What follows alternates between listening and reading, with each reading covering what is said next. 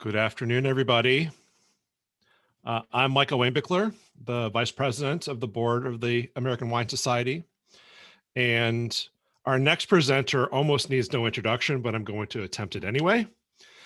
He is a long-term member of the AWS. He's an award-winning author. He's an excellent teacher and speaker, as I'm sure most of you know. He teaches at the Napa Valley College, the Culinary Institute of the Culinary Institute of America. Easy for you to say. And he's lectured all over the world on wine and wine marketing. He's a wine judge with more than 100 competitions under his belt.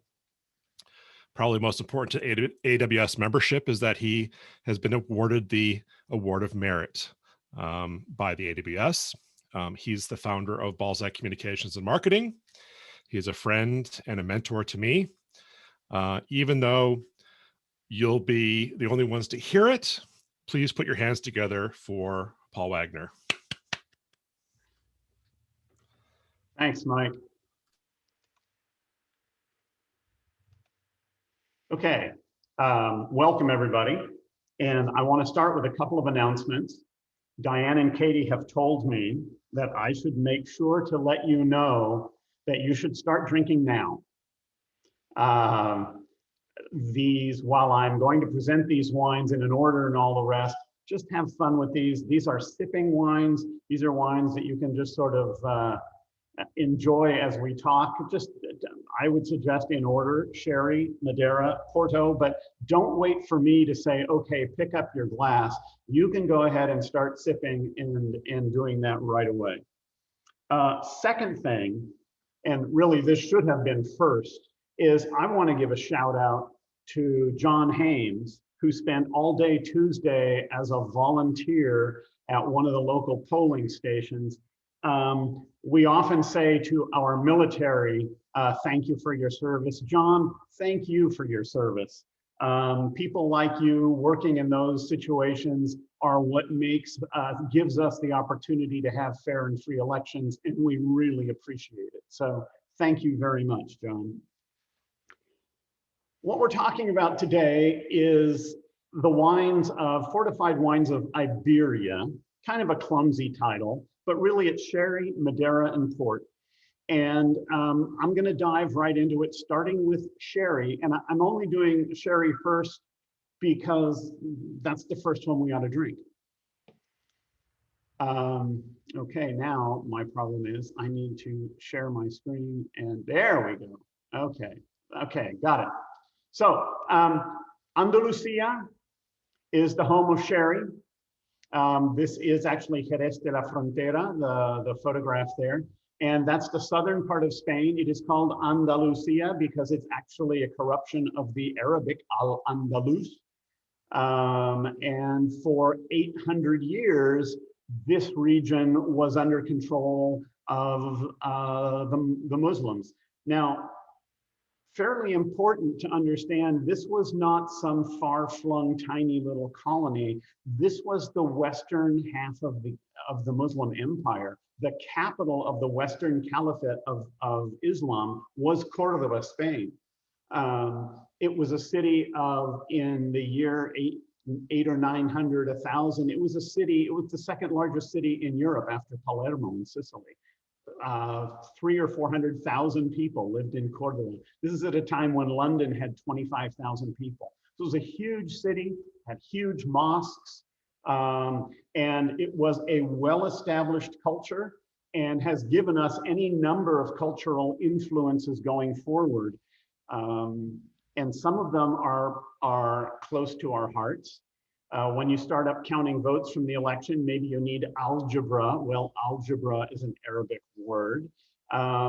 If you enjoy a few tapas with your sherry, you might have some almonds. Almond is an Arabic word. In fact, just about every word in English that starts with AL is an Arabic word, including, remember that the Arabs were the ones to discover alcohol.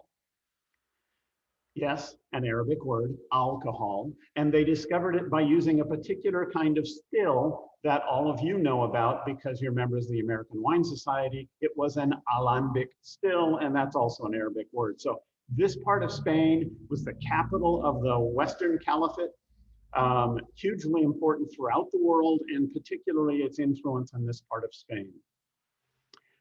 Here you can see, this is a photograph of the inside of what is now the Great Mosque of Cordoba. It is so huge that in the year 1250 or 1300, when the Catholics eventually reconquered this part of Spain, they built a Gothic cathedral in the middle of this mosque. And when you walk into the mosque today, it's hard to see where the cathedral is because this is so vast. The entire cathedral seems to get lost in this massive mosque. Quite charming in that, by the way, you only sort of see it here, but each one of the columns and each one of the capitals is slightly different, and there are thousands of them. And as I note here, the linguistic remnants. Talk a little bit about Iberian history because this is why sherry is as important as it is. And it goes back to the time when the French and the English were at war, which is pretty much all of history. It's certainly during Napoleon's time. And when Napoleon, I'm getting ahead of myself if I talk about the relationship Britain had with Portugal, but anyway, Napoleon invaded Spain on his way to Portugal. And once he was in Spain, he said, well, since I'm here, I might as well take over control of this country too. He did. It was a disastrous campaign for both him and the Spanish. Goya, this is one of the Goya illustrations here. This is the disasters of war. It is an astonishing but also horrifying collection of drawings by Goya. And in fact, the Spanish army was dissolved. And the only people who would fight the French were individual bands of villagers and peasants. And instead of fighting one big war, which is in Spanish called a guerra, they fought a whole series of tiny little wars, which little wars are called guerrillas. And that is in fact where our term guerrilla warfare comes from. It was horrific. And the only thing that ended it was that the British sent a nice young colonel down to Portugal to help defend Portugal. And he started winning battles, and he kept winning battles, and he drove the French out of Portugal, and then he drove them out of Spain, and then he drove them out of southern France.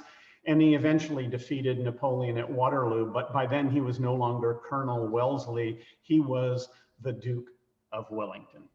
And he gave us, of course, beef Wellington.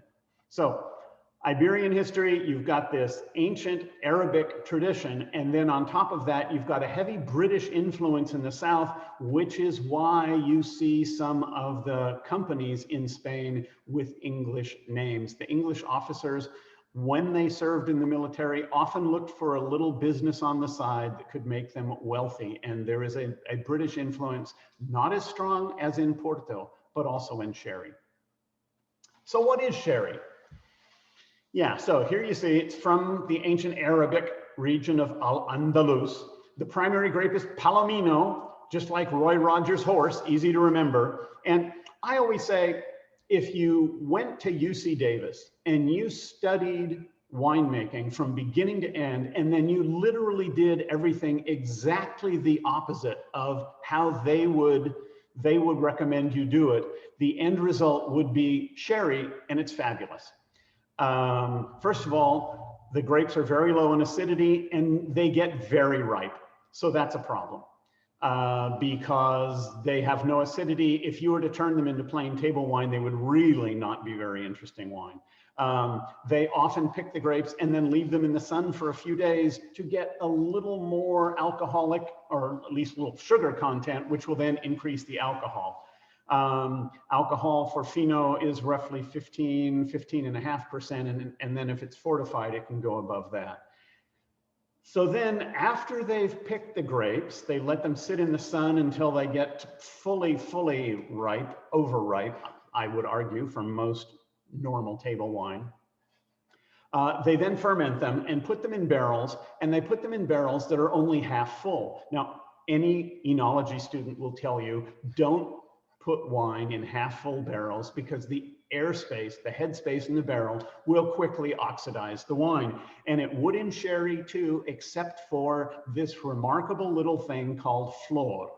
Now there is Palomino grapes. As you can see, they're huge. They are grown for quantity as much as for quality. But there is your Flor yeast, and it actually lives on top of the wine, and it creates a barrier between the wine and the air, which prevents oxidation. It doesn't always grow in every barrel. And that's one of the great mysteries and great secrets to making sherry. I'm about to show you a chart that should probably send most of you reaching for another glass of wine. Here's Flor.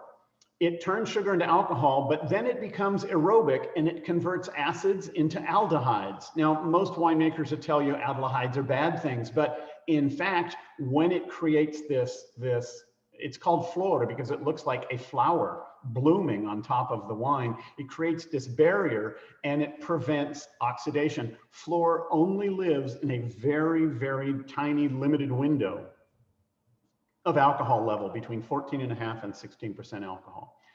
So if the wine doesn't get to 14.5, you don't get Flor or over 16%. And then the wine is put into a Solera, and this is one of my, I think, one of the most fascinating ways to make wine. There is, by the way, a winemaker in the Napa Valley, ZD, actually makes a Cabernet based on this system that's enormously expensive. I think it's called Abacus.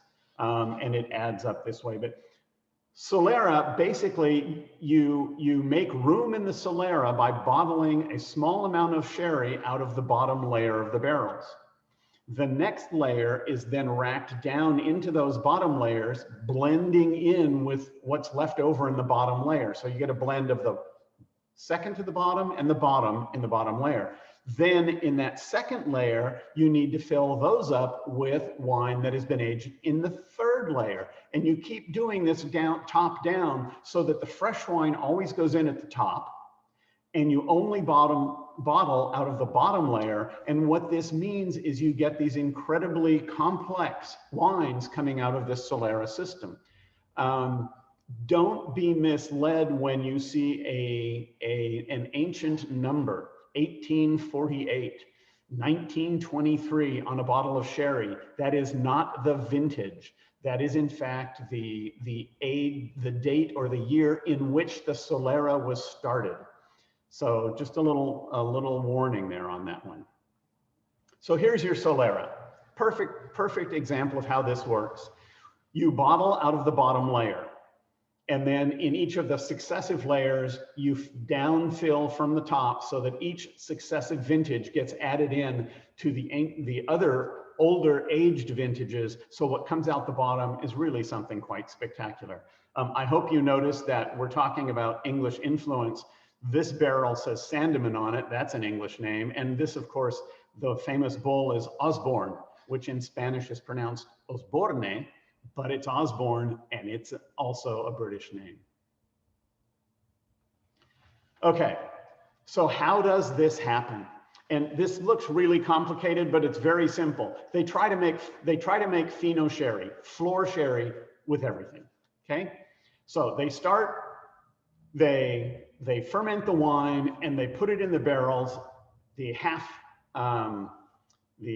full or 3/4 full barrels, and immediately they can decide whether or not the Flor is going to grow or not. If they think the Flor will grow, they put a line on it. It's called a rayo, or a Palo. And then the other ones, they put an O on, which means no Flor. And ultimately it never develops to Flor. It oxidizes immediately. And if you stay on the left-hand side of the diagram, you can see that O goes straight down into a Solera and creates Oloroso sherry, which is a very sweet, rich sherry without any Flor character. But we're going to stick to the one that has the little Palo on it, the rayo on it. And at that point, we need to see whether the Flor will grow or not. If the Flor grows, then it becomes Fino. And then eventually, once it dies, it goes into the Fino sherries. as a very light, delicate, 16, 17% alcohol wine. Palo Cortado is one where the Flor doesn't grow as much as it would like. They make across the Palo, so it's called Palo Cortado. And that becomes a richer, heavier style of the same kind of wine. Now, there are two other categories on the bottom there, so I'm going to talk you through them quickly, and then we're going to go and talk in a little more detail. So you've got Oloroso, sweet, on the bottom left. Next is Palo Cortado, which is some Flor, but not enough to turn it into Fino. Then in the middle, you've got Fino, if it comes not from Jerez de la Frontera, but if it comes instead from Sanlúcar de Barrameda, then it's called Manzanilla, which means the little apple. I don't know why, but it's called Manzanilla. And theoretically, Sanlúcar is a little closer to the ocean, and these wines are often called, described as being just a little bit of salt air in the aroma. I'm actually drinking one of these from Dios Paco, so yeah, a little Manzanilla there. And then, to me, the most interesting of all sherries is Amontillado. And this is a Fino sherry that is then aged and aged and aged forever. And it can become incredibly rich, incredibly complex, very interesting wine. And then finally, the last one, Pedro Ximenez, different grape made exclusively to be very sweet. So let's talk about each one in turn. Here's the Oloroso. Again, this will have a much darker color than the other Finos. And they say, but you know, it's got caramel, it's got beautiful nutty nuances, etc. This one you serve room temperature. And by the way, all sherries come with that little bar top on top, the little plastic top with the half cork. That means once you open them, you should go ahead and drink them. So Oloroso is served room temperature and generally served as an after dinner drink, but you can serve it with an aperitif, as an aperitif. And God will strike me dead for this, but you can also pour it over vanilla ice cream. Palo Cortado has only a little of that Flor character. It can be richer and more aromatic than Fino. It's fairly rich wine, but of all of the sherries, I would say this is the closest thing to a table wine, in that it's often recommended with soup, cheese, things like that. And you can actually drink it at the table. Generally serve it in slightly smaller glasses, because if your guests are drinking 4 to 6 ounces of sherry as they're in their soup course, by the time they get to the main course, they're going to be their eyeballs are going to be swimming. Perhaps the most elegant of all the sherries is Fino or Manzanilla. Very fresh and clean. Again, Manzanilla has that salty element, often served with tapas. I learned to drink Fino in Seville. I lived in Sevilla for 2 years, studying classical guitar there. And as some of you may know, there is a huge Easter celebration in Sevilla called Semana Santa. But then immediately afterwards is what is called Feria, which is the living incarnation of the ancient Arabic horse trading fair. So it's a massive citywide celebration. They take over a huge open field just outside the city, and all sorts of people set up tents. These look like the kind of booths you see at a crafts fair or something, except they're big. They're 20 feet by 40 feet. They're all red and white striped or blue and white striped. They're very festive. And sometimes it's the local bus drivers union that has a tent. Sometimes it's a large family, may by tradition have always had a tent. The Lions Club, the Rotary Club, the local soccer teams will have tents. Everybody has these tents. And I mean, literally, there are hundreds and hundreds and maybe thousands of these tents. And there are streets, and you navigate. And so I walked through the streets looking for one of my friends who said, "Come to my tent. I'd love to host you there." And of course, there are a couple of people playing guitar, and there's some people dancing, not professionals, just people, part of the family. And There in the middle of the tent is a huge galvanized tub full of ice cold bottles of Fino. And it was like a tailgate party with a cooler full of beer, except this stuff is 17% alcohol, 16% alcohol. So yeah, sure enough, hey, you want some sherry? Sure, they pull out a bottle, they hand you a half bottle of sherry, come on and join the party. Doesn't take long before you're feeling pretty good.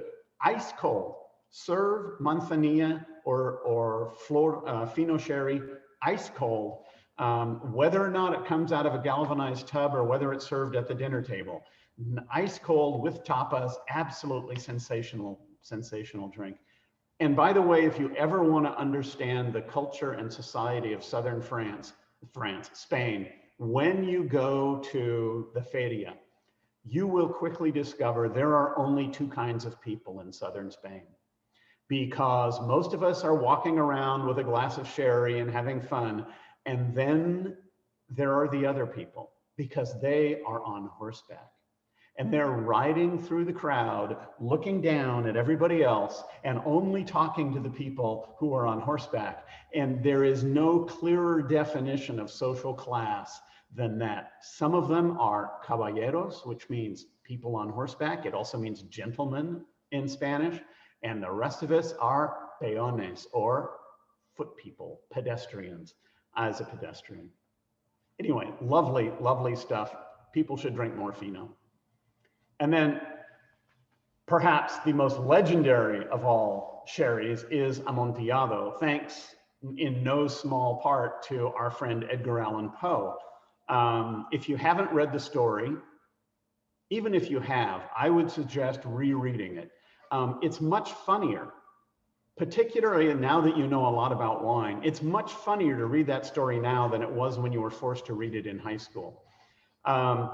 Amontillado is just a Fino that's been aged for 4 years. It develops richness, it develops character. But if you read this story, remember it's a man who has been insulted.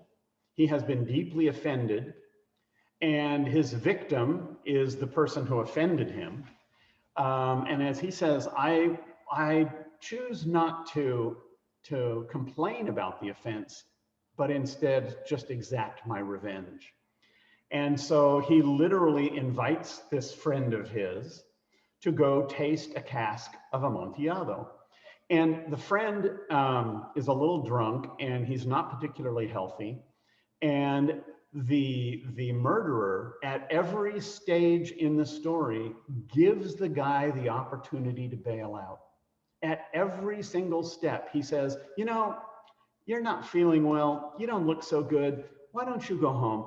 I can always get Lucchese to taste the Amontillado. And of course, he's absolutely brilliant at playing on the vanity of his victim, because his victim will never allow Lucchese to make this decision as to whether it is Amontillado or not. Only he can make that decision. And so every time, just when the guy's ready to leave, he says, no, go ahead, I'll get Lucchese. And then his victim says, oh no, gotta be me. And of course, he eventually goes, well, I won't tell you how it ends, but I think most of you know. Wonderful story, fabulous wine. The last one is something, if you've never had this, you owe it to yourself to try it. It's called Pedro Ximenez. That X in Spanish is pronounced as N, as a J, as an H in English. And in fact, the Spanish say Mexico, not Mexico, because of that. So it is made with a different grape, Pedro Ximenez. It looks, both in terms of viscosity and color, like 20W50 motor oil. This is intensely rich, sweet wine. It is completely oxidized. It's black, okay? They say deep, dark mahogany. I say black. But it is just an explosion of dried fruits in the nose, along with coffee and caramel and oak. It is fabulous with dessert. And again, this is one that the Dionysus will strike us dead, but is absolutely stunning over something like vanilla or even chocolate ice cream. Katie, I am not seeing the chat, so if there are questions, I'm just going to ask you or Diane to interrupt me with questions that you think are appropriate, if that's okay. I will definitely do that, Paul. Right now it's just accolades for how wonderful you are. Okay, well, then you just interrupt me and tell me those. Me? Interrupt? Never. Next wine. I think the most underrated wine on the planet. And I don't say that along the lines of, you know, Pinot Noir from New Zealand is really very good. Or, you know, if you've never, this is simply a legendary wine that has an incredible history, an incredible bunch of characteristics, and nobody drinks this stuff, and I'm stunned. So if you've got Madeira in front of you, now's the time to pop the cork on that one and start drinking. Well, let's get into it, because it's just, this is the best. First of all, where is Madeira? It's actually off the coast of Morocco, and it is south of Casablanca. So I love this map because the northern half of the map is Spanish, quite literally, the España and all of that. But the southern half of the map is clearly Arabic. Those are Arabic characters there. Gibraltar, by the way, is an Arabic word, as is Malaga. And this island is way south. So it's hard to argue that this is part of Europe, except of course that it belongs to Portugal. It belongs to Portugal because the great navigators of Portugal, when they sailed south, and remember, they were the ones who, instead of trying to sail around the world to the west, because they knew how big the world was, they sailed east around the Cape of Good Hope around South Africa and reached India and of course the trading city of Goa in India. And just a coincidental sidebar story there. When we think of Indian food, one of the sauces that we love is a good lamb vindaloo. Well, vindaloo is not, in fact, an Indian recipe. It's a Portuguese recipe, and it comes from vinho d'alho, which means wine and garlic. And it is how the Portuguese preserved meat on these long sea voyages. When they got to India, they explained how they did it, and the Indians adopted that and call it vindaloo. So a wonderful little bit of ancient cultural history. Paul, we got two questions. Yes. All right, so AW Doctor wanted to know, how should, I'm going to butcher this, Amontillado be served? And can you repeat how long these can be kept once opened? Yeah, both fabulous questions. Amontillado, I would argue that Amontillado is like Madeira and Port. It would meet the description of what we call in Italy a vino di meditazione, a wine of meditation. You can certainly serve it as an aperitif, not too cold because it benefits from getting a little more of that, I would say not room temperature, but red wine temperature. But it is also fabulous with richer soups. And it is delicious after dinner, I mean after dessert, maybe with a little cheese, not too stinky a cheese, maybe a manchego, but not a truffle brie or something like that. Classically with almonds. And then a great question, how long can you keep these? Fino, actually, you should drink Fino fairly soon. Once you open the bottle, Fino starts to oxidize. It's not protected by the floor anymore, and there's no oxidation in it. So it will oxidize, and you should drink Fino in 2 to 3 to 4 days. Now, one of the reasons that I picked this particular topic to give as my topic at the AWS conference this year is because I imagined members across the country sitting through these sessions and opening 3 bottles or 4 bottles 1, 2, 3 times a day. By the end of the conference, they've got 15 bottles of wine open and they got to drink them all because they're going to go bad. Well, with the exception of the Fino Sherry, all of these you can hang on to and drink over the course of a few weeks. So one of the reasons I picked this is because while you've forgotten about all the other presenters, you can still pull out a nice bottle of Amontillado or a nice bottle of Madeira or port and say, ah, let's have one more sip of wine with Paul Wagner tonight. Great questions, thank you. So Madeira, we now know where it is. Grapes were originally planted by the Portuguese, but remember, it's an island, and it's an island in the middle of the ocean. Well, actually, to be technical, all islands are in the middle of oceans, so fair enough. But what that means is high humidity, a lot of clouds. It's hard to get grapes ripe in Madeira. And so they made very tough, nasty little wines. They planted the grapes, didn't go that well. And so for years and years, the only reason that a ship would take Madeira on board was as ballast to keep, to put in the bottom of the ship as extra weight to keep the ship upright. It was nasty stuff. But they discovered, and it's sort of a fun story, they put it on board ships as ballast, and it was so bad, not even the sailors would drink it. At least not at first. But we all know what sailors are like, and particularly what sailors must have been like in 1600 or 1500. And after 6 months on board one of these ships, most of these sailors looked at each other and said, I don't care how bad that stuff is, I'm gonna give it a try. And that's exactly what happened. And what they discovered was not bad. In fact, delicious. And so a whole new trade was born by putting this wine on ships and sailing it around the world. And as it sailed, of course, you have motion. They were sailing in the tropics, so you have heat. The heat and the motion create oxygen. You have that intense acidity, then you've got oxidation. And again, if you were to take a class at a fine enology program anywhere in the world, they would tell you, don't ever make wine like this. The result is spectacular. How spectacular? Well, Madeira was a key part of the slave trade.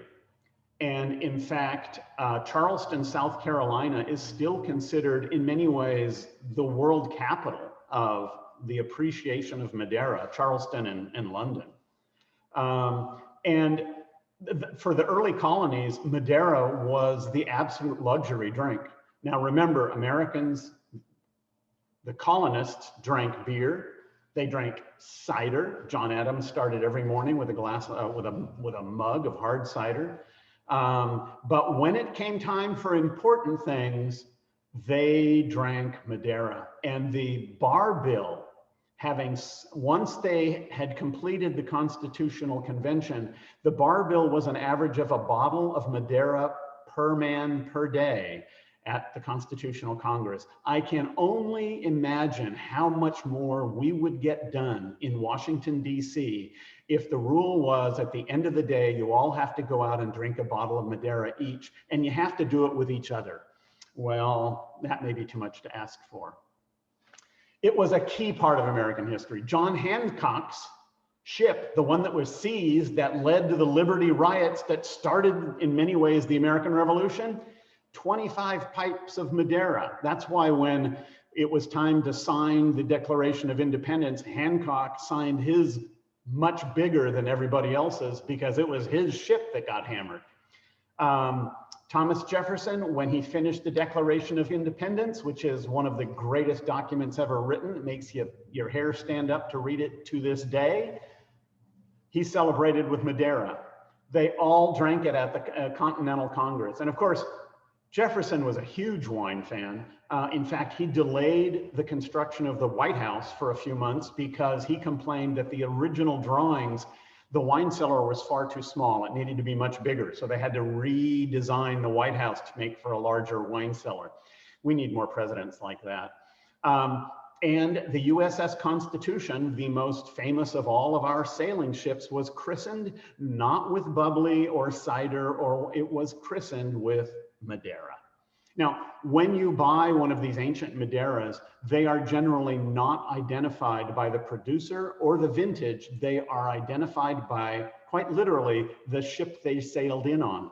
And you can still go to fine Madeira collections, private homes in Charleston, and they still have bottles of Constitution Madeira that would have sailed to the colonies from Madeira, bringing that wine to the US 200 plus years ago. So there are 4 kinds of Madeira. They're all made from the same grape, more or less, and the grape is called Negromole. Very simple, they're really more than anything simply levels of sweetness.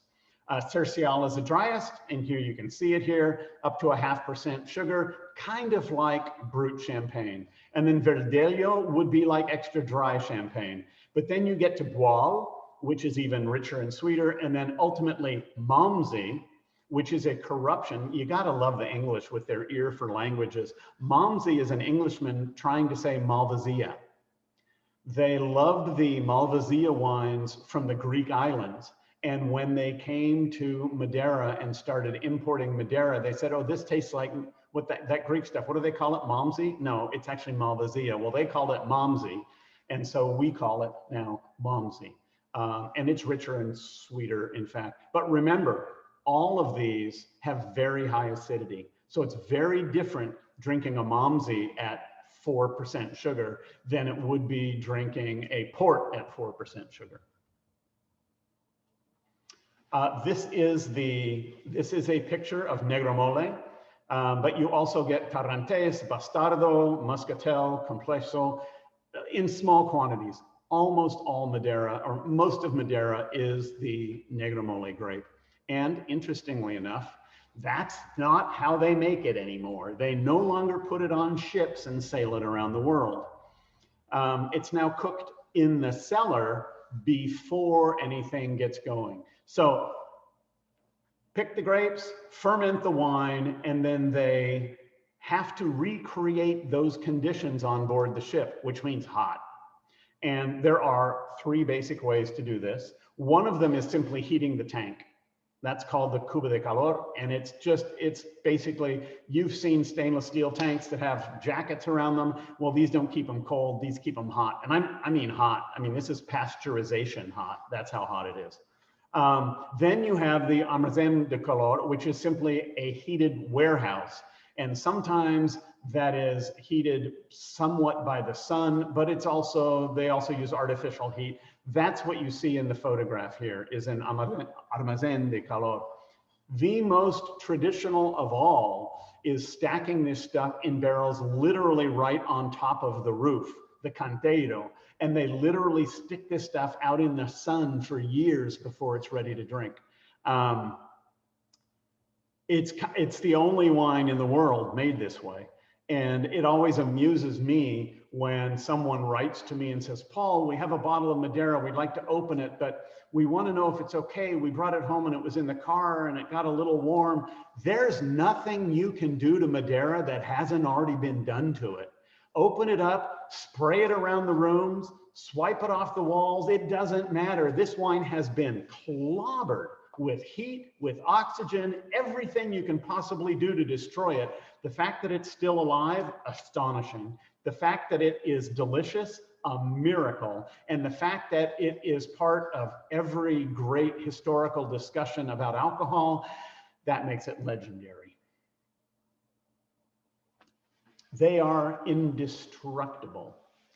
If you want to buy a bottle for somebody that was born in 1895, Madeira is the way to go. And here you can see some of these wonderful old bottles. These are all still perfectly drinkable bottles from 1862, from 1822, perfectly drinkable. That bottle of USS Constitution Madeira, according to Hugh Johnson, absolutely delicious. So go for it. And again, here's one you can open today, taste a little sip, and 2 years from now, you can pop the cork again and enjoy it just as much as you will today. There's one company that makes almost all the Madeira, well, 70% of the Madeira. It's called Justinos. And they really do control the market. But then, of course, they bottle for a whole, but you noticed in the previous slide, there was a Blandies. They're part of Justino's. I know one of our speakers is Bart Broadbent.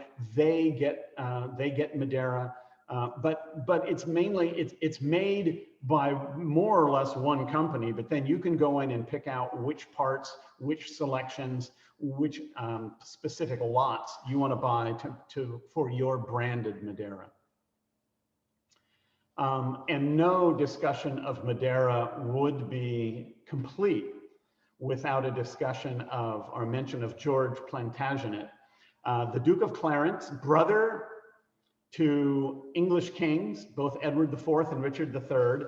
In the War of the Roses, he started out fighting for the king. Then he thought maybe he'd go fight for the other side for a while. Then he changed his mind and decided he'd come back and fight for the king again. And at the end of the war, the king said, that's at least one too many times switching sides. And so he was sentenced to death, but he was allowed to choose the method of his execution. And he chose to be drowned in a vat of Malmsey wine. How cool is that? What a way to go. Okay, the grand finale, port. What you see there in front of you, if you've been there, you may recognize this scene. The section of the city on the right is the city of Porto, and the section of the city in the distance on the left is Villanova de Gaia. Now, it is important to put those two together. Remember that Villanova just means new city, and Villanova de Gaia, at the time when the Arabs controlled the southern half of Iberia, this river was the border. And on one side, you had the Christians in Porto, and on the other side, you had the Arabs. And when the Arabs, the battle for that town, eventually the town burned and they had to rebuild it. And so they rebuilt it as a Villanova, a new city, a new villa, and it's Villanova de Gaia. But the important part is the Gaia. That's a corruption of Gale. And Portugal was actually a Roman name for these two towns. And Portugal literally means the Gaelic port. Yes, Gauls. So here is the Douro, the heart of port. You can see on the far left, you see, well, the Atlantic Ocean, and then you see Porto, that tiny little dot, and the Douro River. And of course, if you go further east on the Douro, you get into those spectacular Spanish regions of Ribera del Duero and Toro and that whole section. But the section in Porto is the section that we get port from. And I'll talk a little bit more about why it's exactly here. Hey, Paul, can I introduce you? Are there any smaller producers of note for Madeira?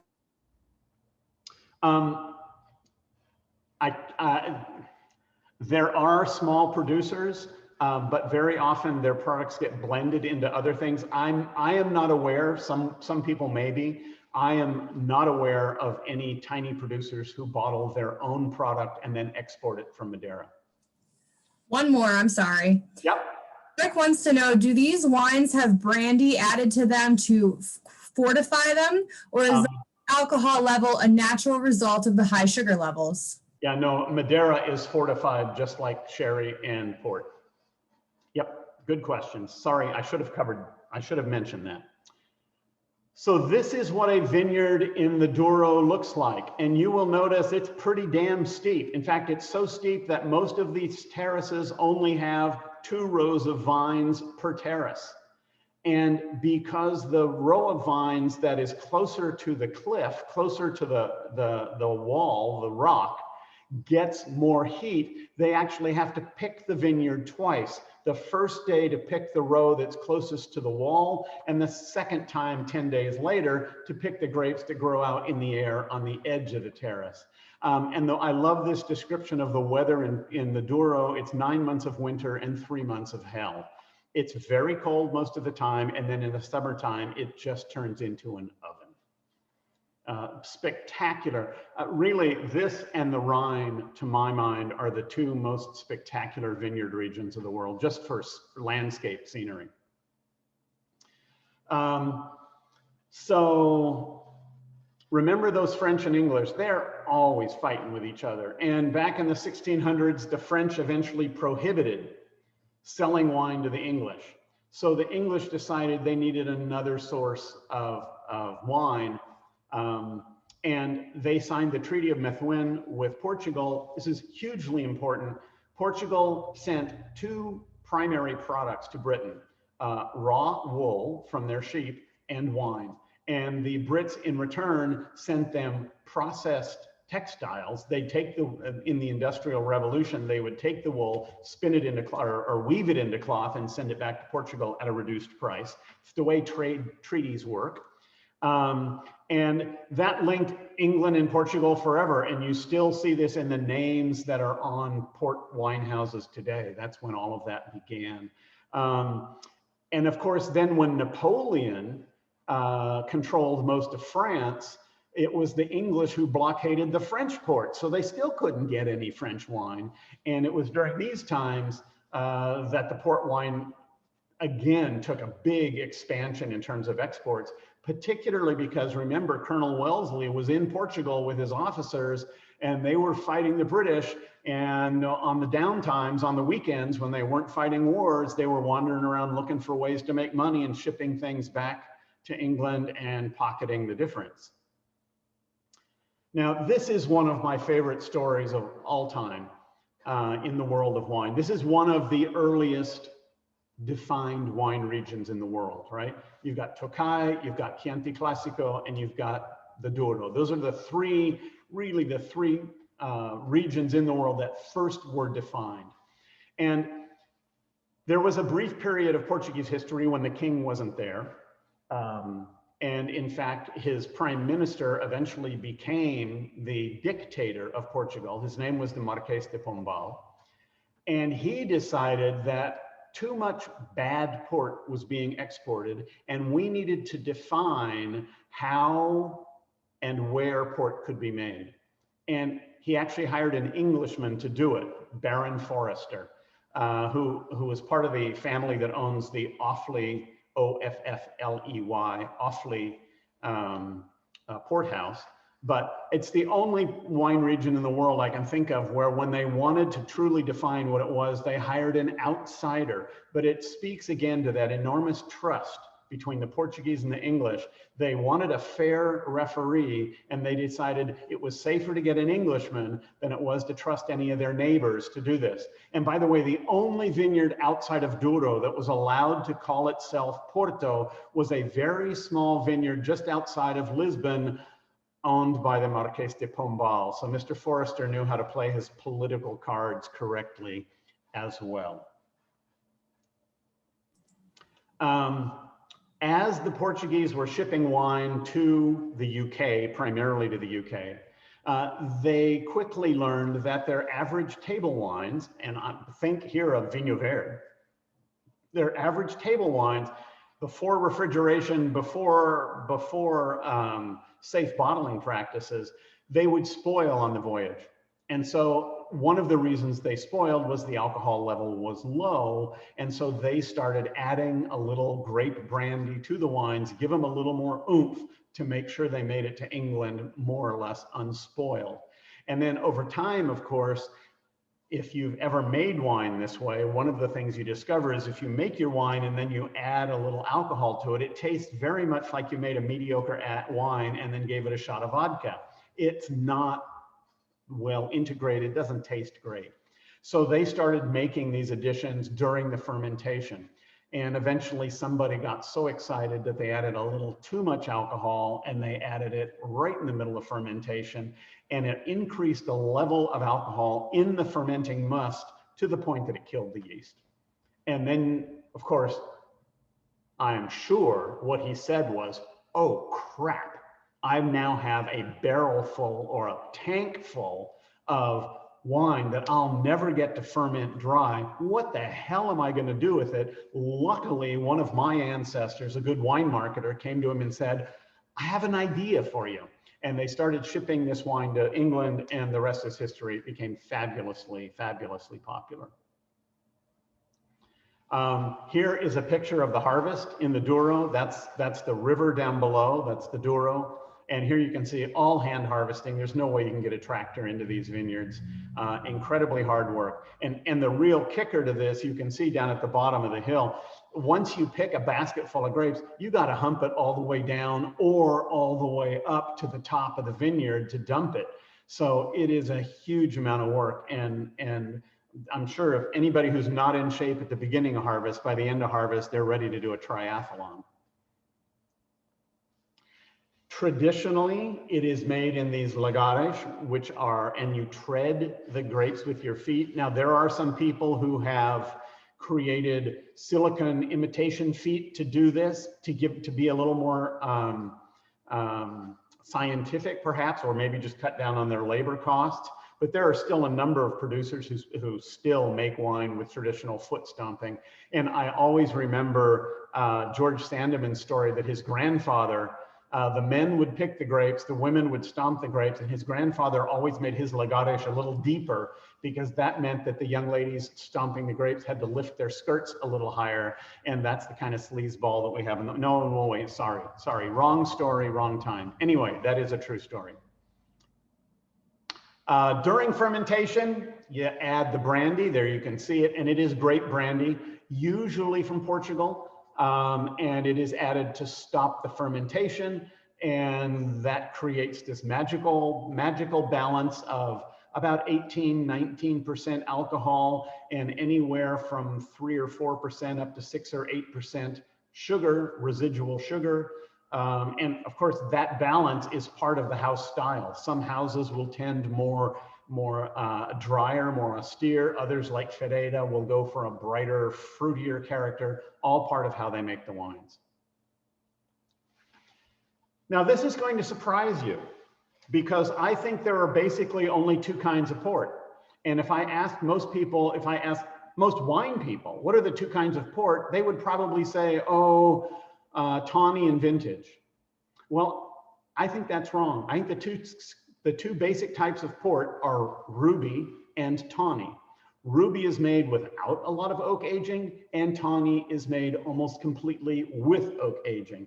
And what we will see next is all the basic styles of port diverge at that initial quality decision. Is it going to be ruby or is it going to be tawny? And then what happens after that?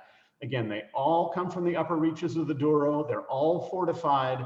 And if you like that map down at the bottom, that is the original, a photograph of the original map made by Baron Forrester as part of his definition of the region. By the way, Baron Forrester died a rather poignant death because he and Doña Antonia Ferreira, the woman who ran the Ferreira wine business for many, many years, were sailing on one of these barcos revelos, these ships that sailed the port wine down the Douro. And this is before the big dams that made it safe. So you actually shot the rapids in these. I mean, it was exciting stuff. The boat overturned. And the legend in Portugal is that the Baron Forrester had so much gold in his pockets that it dragged him to his death in the depths of the river. But Doña Antonia floated to the surface on her crinoline petticoats and floated to safety. Paul, can I interrupt you after that interesting story? Yeah. Bill Steffen would like to know if Portuguese brandy made from the UGNI Blanc or Portuguese grapes? As I understand it, it's a single company in Portugal that makes all the brandy for the ports, and it's made with local Portuguese grape varieties. And then I'm going to interrupt you once more. Peter would like to go back to Madeira. If such a high percentage of Madeira is produced by Justino, but then brandied by a number of individual companies, how much variation in quality and individual style is there, and where does it come from in the process? Well, it comes, there's a fair difference, and it comes from, first of all, lots of different vineyards, and generally those vineyards are are treated separately so that each vineyard is going to have its own character a little bit, depending on when more than anything else, when the grapes are picked. But then as these lots become commercially available, someone like a Bart Broadbent may go there and say, taste through 150 lots and say, I want that one and that one. And I want this one, but I want you to age it this way. I want you to do this to it. And some of these Madeiras that are being brought in, I'll show. I have an example that I'm drinking today. That's there are 40, 50-year-old lots of wines that have been in the warehouse and they're just now being bottled. So actually, there's a pretty big spectrum of quality. Huge difference between Blandy's rainwater Madeira and something that Bart would bring in, or the legendary ports that are legendary Madeiras that I'm going to show you in a minute. Let's see, approved grapes for port. There are 5 traditional grapes for port: Tinta Francisca, Tinta Roriz, which is Tempranillo, Tinta Cao, Touriga Franca, and Touriga Nacional. But then you have minor varieties. My favorite is Bastardo, because I think someone should make a dessert wine called Sweet Bastardo. And if we had that wine, I am sure I could sell a ton of it somewhere. Now, we didn't talk about white port. It's really only consumed in Portugal. I don't see it getting poured anywhere else. It's delicious. Sandeman for years pitched it as the Sandeman Splash, where they'd mix it 50-50 with tonic water or with 7-Up. You can drink it straight, but I've also tasted aged white ports that are 20, 30, 40. I had one not too long ago that was 85 years old. Spectacular wines. So don't overlook white ports. They're hard to find. And the fresh white port blended as a cocktail is delicious. And then as these ancient wines, they can really be very good as aged wines as well. Now let's talk about Ruby. Ruby port, basic Ruby port. What color is it? It's ruby. That's why we call it Ruby port. And it is made to be consumed when it's released. It has one of those little bar tops on it. You just pull the top off, pour yourself a shot, drink it down. It's easy to enjoy. The largest single market for Ruby port in the world is actually France, where they drink it as an aperitif. It's unusual to think of France as being the biggest market for somebody else's wine, but in fact, they are the biggest market for Ruby port. Now, when Ruby port gets more serious, when it's not just made into Ruby port and bottled quickly, but rather intense short barrel aging and then bottled up in bottles to age for a long time, that's the late bottle vintage and the single quinta vintage and the vintage port. Let's start at the opposite end of the spectrum. Ruby, fermented, bottled, drink it. Vintage, fermented, aged very shortly in a barrel, bottled, don't drink it, and drink it when your grandchild turns 21. That's what vintage port is. And when you make a vintage port, you can only make a vintage port 3 times in any decade. So imagine what happens if the year 2000 turns out to be a great vintage and you say, we're making vintage port, and then 2001 is a great vintage as well, and you think, yeah, but then I only get to make it once more in the next 8 years. So the wineries are very careful about this. They really only make vintage port when it is spectacular. But then they've come up with a couple of these other descriptors that allow you to sort of skirt around the edges of what is vintage port. Late bottle vintage, it's not a vintage port because it's not vintage port, it's late bottle vintage. All that means is it's a wine that would work well as a vintage port, but instead of bottling it and waiting for it to age in the bottle, they put it in a barrel for 2, 3, 4, 5, 7 years, and then they bottle it and it's ready to drink. And then the single quinta is just Quinta is just Portuguese for vineyard.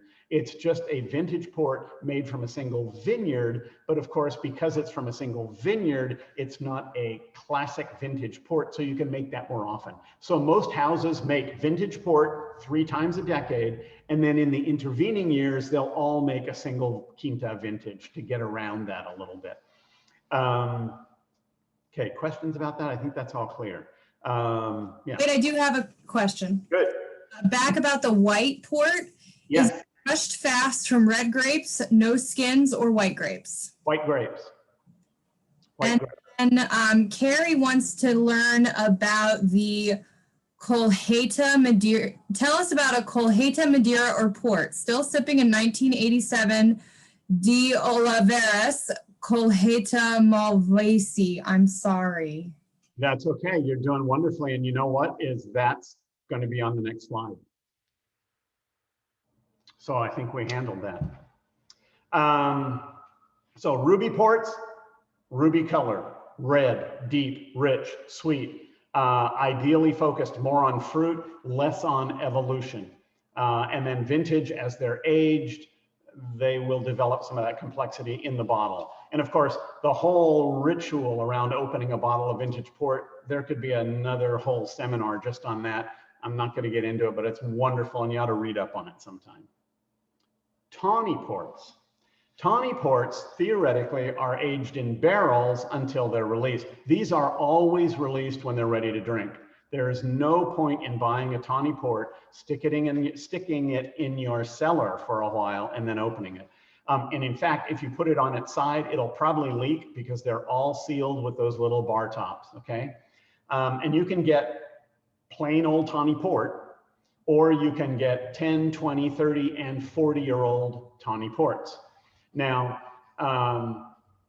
one of the great communications issues in the world of wine is how much 10-year-old port is in a 10-year-old tawny port, and the answer is probably none. Tawny ports, for all of these individual categories, 10, 20, 30, and 40 years, are tasted against a benchmark as part of their quality control. It's just like DOCG. It's a tasting panel that certifies the wine. But in fact, they are not made by taking 10-year-old tawny ports and putting them into a bottle. And in fact, I have a friend in Porto who once made a tawny port, put it in barrel for 10 years, submitted it to the panel, and the panel rejected it immediately. They said, this does not taste like a 10-year-old tawny port. Of course, it was a 10-year-old tawny port. What the panel was saying is what they call a 10-year-old tawny port doesn't taste like a wine that has been left in barrel for 10 years. So these are stylistic, not technical definitions, 10, 20, 30, and 40 years old.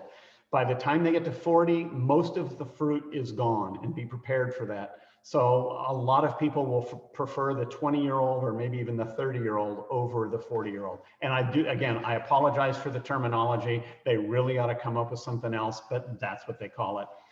Colheitas are aged tawny ports. Remember, late bottle vintage, you make a vintage port, but instead of bottling it, you leave it in the barrel for 10 years, then you bottle it and it's good to go. Colheita ports are tawny ports that are put in barrel and they're never pulled out. So you can, in fact, taste. One of the most memorable experiences in my wine career was walking into the Barros warehouse in Villanova de Gaia.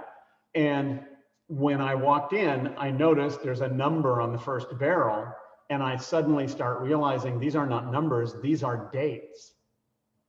And one of them said 1927, and one of them said 1863, and I suddenly realized there's one out there that says 1952. That's my birth year. So I started, of course, almost sprinting down the rows, trying, where's the 52? But so these are aged in barrel, and by the way, this is an active aging process.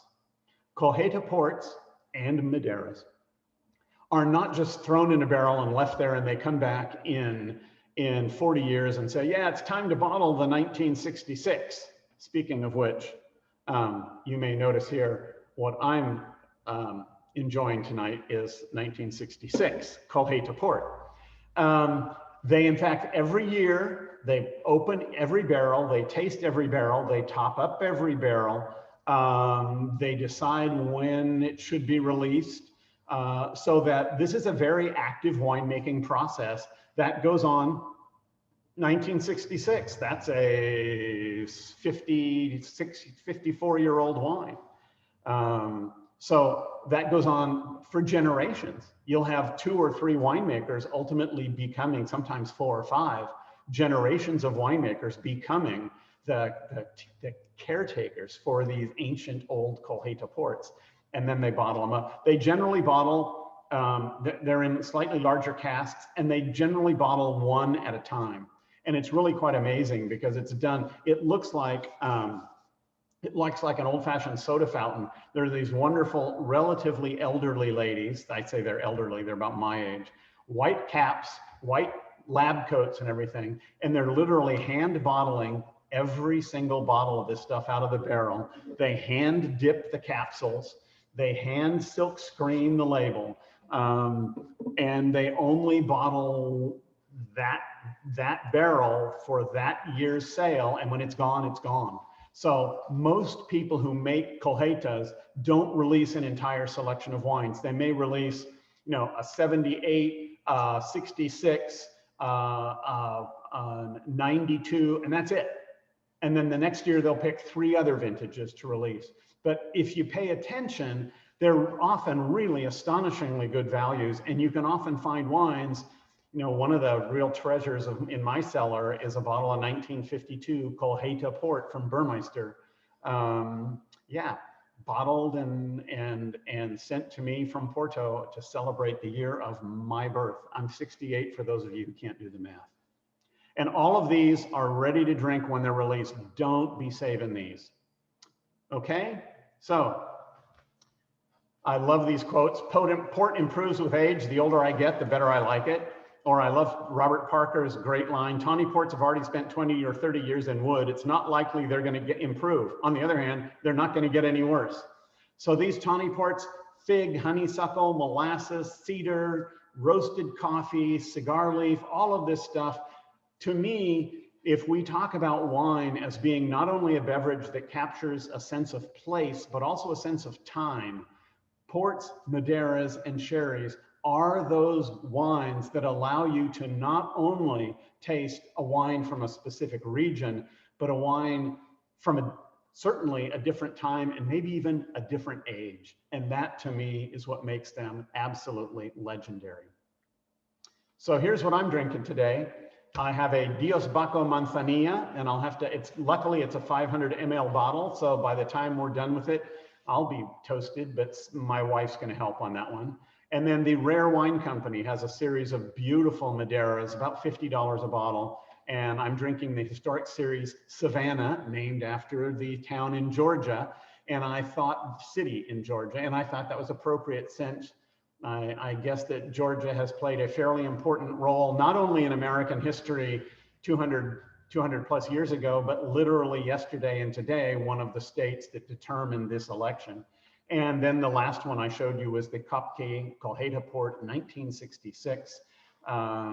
Yes, I was 14 when that wine was bottled, and that's pretty amazing. Hope you enjoyed the session. I'm here for questions, and thanks for your attention.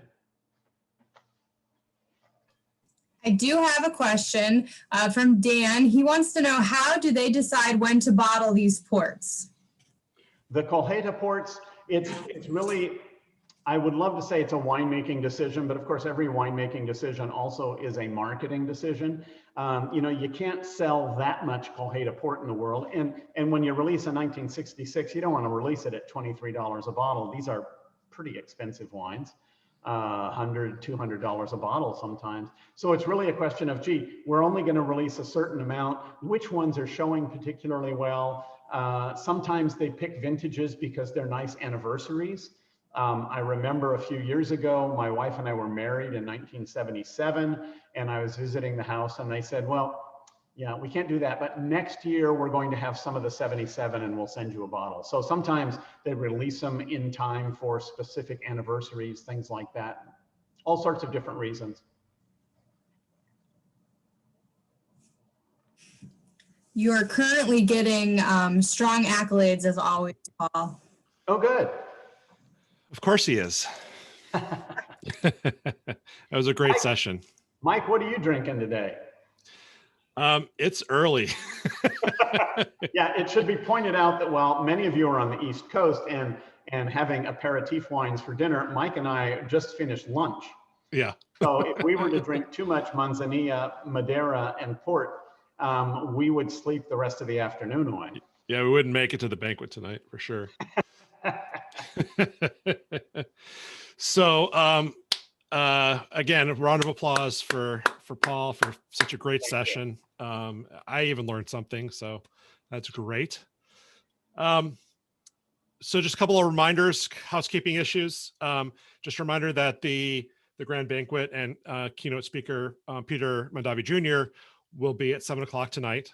You should have the links for that. We will also be selecting the winner of the AWSCF raffle at that time. So thanks again for joining us for this session, and we will see you tonight at 7 o'clock.